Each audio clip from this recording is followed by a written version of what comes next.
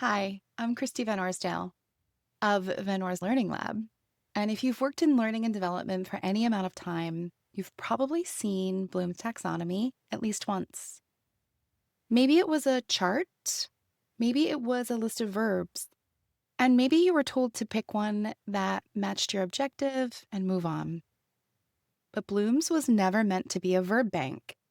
In fact, it's a framework for understanding how people think and process information, and what kind of thinking your training is actually asking of them. And when we don't understand that, we risk building learning experiences that look polished but don't deliver real world results. Bloom's isn't just about ticking boxes, it's about cognitive demand. Are we asking people to remember terms or apply procedures? Are we asking for analysis, for evaluation, for synthesis? These are not small distinctions. They shape everything from how we write learning outcomes to how we structure practice, feedback, and assessment. I've spent years working with teams across sectors, from tech startups to regulated industries, and I still see Bloom's dismissed as too academic, too rigid.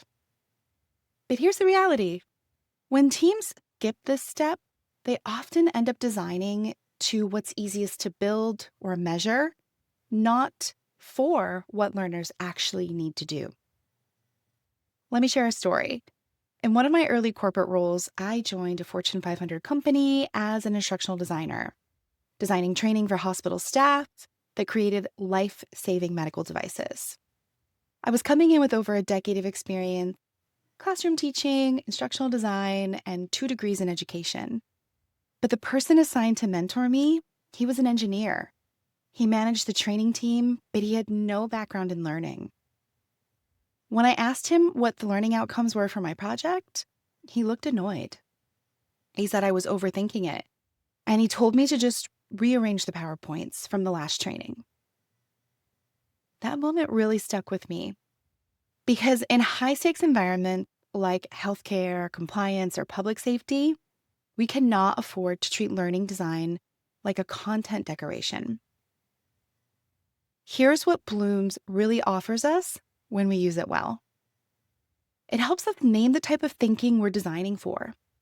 It prevents us from overloading learners with surface content and no application. It gives us a shared language to talk about depth, complexity, and performance.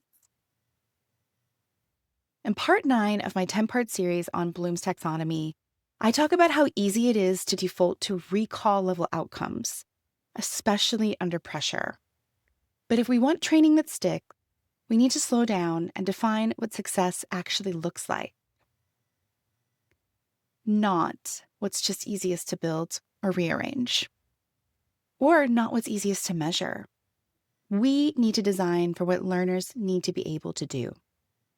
If you want to go deeper, the full 10-part series is available on my newsletter, free, called The Learning Science Roundup. Each post breaks down a level of Bloom's, what it looks like in practice, and how to design for it, as well as how to avoid the most common traps. You'll find the link to sign up below this video. Thanks for watching and for caring about the science behind great learning.